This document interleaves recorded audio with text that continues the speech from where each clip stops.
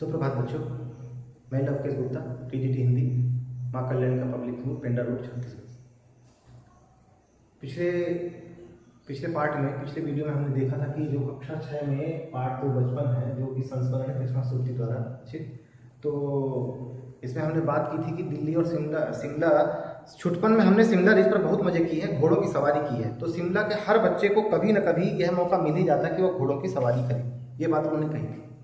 आगे देखिए, हम जाने क्यों घोड़ों को कुछ कमतर करके समझते, उन पर हंसते थे। ननिहाल के घोड़े खूब हष्ट पुष्ट और खूबसूरत, उनकी बात फिर कभी। वो कह रही बचपन में हम पता नहीं क्यों घोड़ों को देखकर हम घोड़ों को पहले कुछ कमतर समझते थे। घोड़े क्या है, घोड़ों में क्या रखा है, ठीक है ना, उनको कम आंकते थे, घोड़ों से क्या होता है, ठीक है।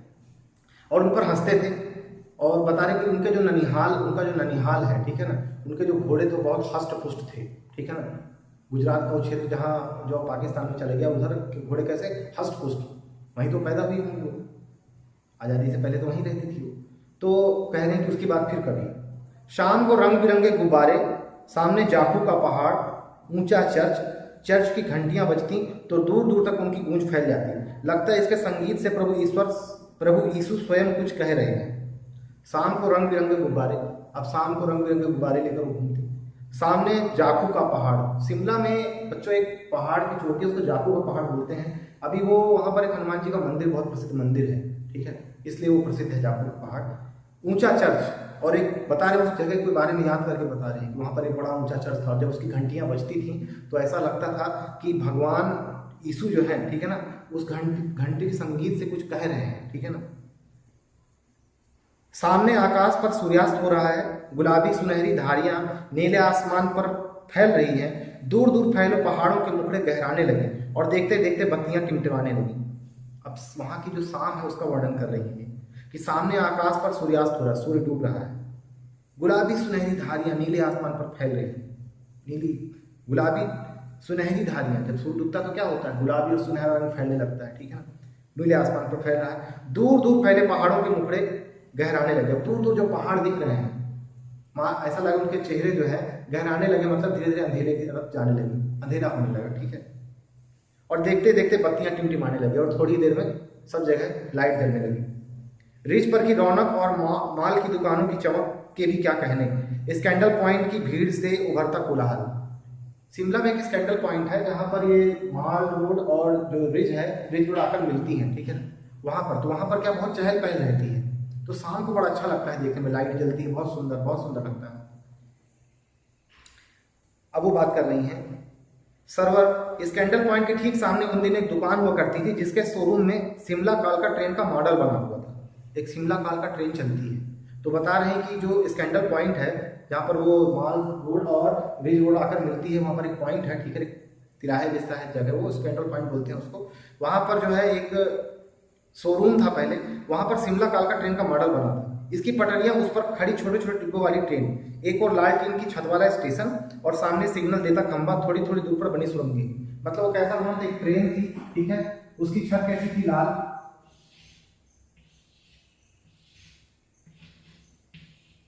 मतलब ये जो, अगर इसको आप ट्रेन का डब्बा समझे, ठीक है ना, उस समय तो भाप का इंजन चलता था, तो कोयला जलता था और ट्रेन जो है आगे बढ़ती जाती थी। तो इसकी जो छत है वो कैसी थी, लाल थी। ये छत बिल्कुल वाला सिरा था, कैसा था, लाल। और सिग्नल बने हुए थे बीच बीच में, ठीक है ना, सिग्नल बने हुए थे बीच बीच में और सुरंगें थी बीच बीच में जहां से इस ट्रेन को गुजरना पड़ा। वो एक मॉडल बना हुआ था, ठीक है, क्योंकि उस साइड में सुरंगें बहुत सारी हैं।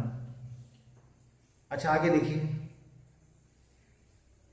सब चीजों को याद कर करके बचपन की सारी बातें उन्हें याद आ रही धीरे धीरे, वो बात सर्वर से कह रही हैं। पिछली सदी में तेज रफ्तार वाली गाड़ी वही थी। वो कह रही पिछली सदी मतलब 100 साल पहले, अभी तो हम 21वीं सदी में जी रहे, 19वीं सदी में क्या था, वही सबसे बड़ी सबसे तेज चलने वाली गाड़ी थी, ट्रेन। कभी कभी हवाई जहाज भी देखने को मिलते। दिल्ली में जब भी उनकी आवाज आती, बच्चे उन्हें देखने बाहर दौड़ते। पहले क्या होता था, जब कभी कोई हेलीकॉप्टर बगल से निकलता है या कोई हवाई जहाज निकलता है, उसकी आवाज़ बहुत हम लोग झुक कर देखते हैं, अच्छा जा रहा है क्या, ठीक है। और उस जमाने में जब हवाई जहाज निकलते थे तो बच्चे तुरंत बाहर निकल कर देखते थे कहाँ है। इवन हम लोग भी देखते, हमने भी देखा है। जहाज हमारे लिए एक रोमांच की चीज होती थी, जब निकलता था हवाई जहाज तो दूर में बस लगता था कोई चिड़िया उड़ रही है सुनहरे रंग की, ठीक है। तो दिल्ली में जब भी उनकी आवाज आती बच्चे उन्हें देखने बाहर दौड़ते, दिखता एक भारी भरकम पक्षी उड़ा जा रहा है पंख फैलाकर, सबको ऐसा ही महसूस होता है। यह देखो और वह गायब, देखते रहो कि अचानक वो गायब हो जाता था। सही बात है, उसकी स्पीड ही इतनी तेज लगती। हाँ, गाड़ी के मॉडल वाली दुकान के साथ एक और ऐसी दुकान थी जो मुझे कभी नहीं भूलती। वह दुकान थी जहाँ मेरा पहला चश्मा बना था, वहाँ आंखों के डॉक्टर अंग्रेज थे। अब वो कह रही हैं, इन सब बातों को बताते हुए रेलगाड़ी और हवाई जहाज की बात को बताते कि जो हवाई जहाज वो इतना तेज चलता था कि गायब हो जाता था। और वो कह रहे कि उस शोरूम के बगल में एक और दुकान थी जहाँ मैंने अपना चश्मा बनवाया था, वो मुझे दुकान कभी नहीं भूलती, क्योंकि वहाँ का जो डॉक्टर था वो एक अंग्रेज डॉक्टर था। शुरू शुरू में चश्मा लगाना बड़ा अटपटा लगा।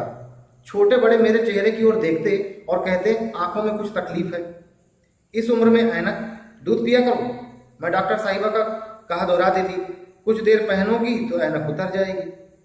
अक्सर जब भी उनको चश्मा पहनना बड़ा अटपटा लगता था, ठीक है। जब पहनते सब लोग कहते अरे इतनी छोटी सी उम्र में आँख कमजोर हो गई, दूध पिया करो, दूध में विटामिन ए होता है। अक्सर आप लोगों को भी घर में लोग बोलते हैं दूध पीने के लिए, लेकिन आप लोग दूध से थोड़ा बचते हैं, ठीक है।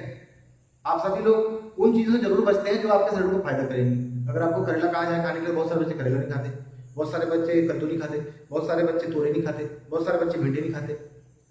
जो हमारे शरीर को फायदा करेगी वो सब चीज़ रात में आपको कहा जाएगा आपको दूध पीकर सोना, मगर आप कभी नहीं सोएंगे, ठीक है। तो बचपन में हम सभी ऐसा करते हैं, लेकिन आप बचें इस चीज़ से, ठीक है ना। तो वो कह रही है कि सब मुझे ऐसा कहते, तो मैं डॉक्टर साहब का जो डॉक्टर साहब ने मुझे एक बार कहा था कि अगर कुछ देर तक पहनोगी तो ये ऐनक उतर जाएगी, मतलब तुम्हारे आँख का जो पावर है वो ठीक हो जाएगा। ये बात वहाँ सबसे कोई उनसे कहता कि इतनी छोटी उम्र में बताओ तुमने ऐनक लगा लिया, तो बोलती करें डॉक्टर ने कहा कि कुछ दिन पहनोगी तो ठीक हो जाएगा, उतर जाएगा। अच्छा ठीक है ऐसा। वैसे डॉक्टर साहिब ने पूरा आश्वासन दिया था। देखो यहाँ पर एक शब्द है डॉक्टर साहिब, साहिब लिखा हुआ। हम लोग क्या करते हैं, हम लोग साहिब लिखते हैं, हम लोग इसको नहीं लिखते हैं। ये उस समय शब्द प्रचलन में था बोलने में, ठीक है ना। लोग इस तरह से ही डॉक्टर साहिब, ठीक है। और एक बात तो मैं बताऊंगा आपको, इस पाठ में बहुत सारे शब्द ऐसे हैं बच्चों कि जो लेखिका उन्होंने बहुत सारे अंग्रेजी के, उर्दू, अरबी, फारसी और बहुत सारे विदेशी शब्दों का इस्तेमाल किया, देसी शब्दों का भी इस्तेमाल किया है, ठीक है।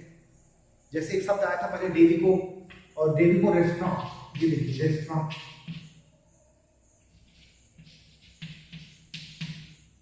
रेस्टोरेंट, ठीक है।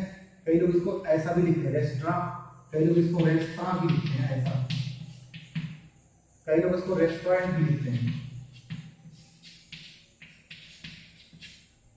तो ये जो शब्द है ये एक फ्रांसीसी शब्द है बच्चों, ठीक है ना।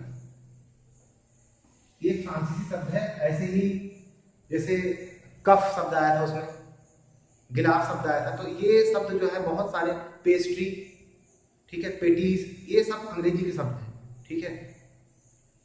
अब जैसे समोसा है, ये तो हमारे यहाँ का शब्द है, ठीक है। तो ऐसे बहुत सारे शब्दों का इन्होंने इस्तेमाल भी किया है इसमें। वैसे डॉक्टर साहिब ने पूरा आश्वासन दिया था, लेकिन चश्मा तो अब तक नहीं उतरा। कह रहे हैं कि डॉक्टर साहब ने तो आश्वासन दिया था कुछ दिन पहनोगे तो उतर जाएगा, लेकिन चश्मा आज तक नहीं उतरा। नंबर बस कम ही होता रहा, उनके नंबर हमेशा कम होते रहे, मतलब उनको जो है मोटा चश्मा लगा। मैं अपने आप इसकी जिम्मेवार हूँ। जब आप दिन की रोशनी को छोड़कर रात में टेबल लैंप के सामने काम करेंगी तो इसके अलावा और क्या होगा। हाँ, जब पहली बार मैंने चश्मा लगाया तो मेरे चचेरे भाई ने मुझे छेड़ा, देखो देखो कैसी लग रही है। वो कह रहे हैं कि जब मैं चश्मा लगाई तो ये मेरा पावर जो है घटता ही चला गया, ठीक है। ये पावर जो है बच्चों माइनस में जाएगा। जिसको दूर दूर देखने में परेशानी होती है, ठीक है ना, तो उसका जो पावर होता है चश्मे का वो घटता जाता है, ठीक है ना। और जिसको पास में देखने में परेशानी होती है उसका नंबर बढ़ता जाता है, ठीक है। तो कह रही हैं कि मैं इसकी जिम्मेदार मैं खुद हूँ। रात रात में बैठकर मैंने लैंप में काम किया तो ये तो होना ही था। और उन्होंने कहा कि जब मैंने पहले पहले चश्मा लगाया तो मेरे चचेरे भाई ने मुझे छेड़ा भी, ठीक है, देखो देखो कैसी लग रही है, ठीक है। तो आज के लिए बस इतना ही। इसके बाद बचा हुआ भाग हम नेक्स्ट वीडियो में पूरा करेंगे बच्चों। Thank you.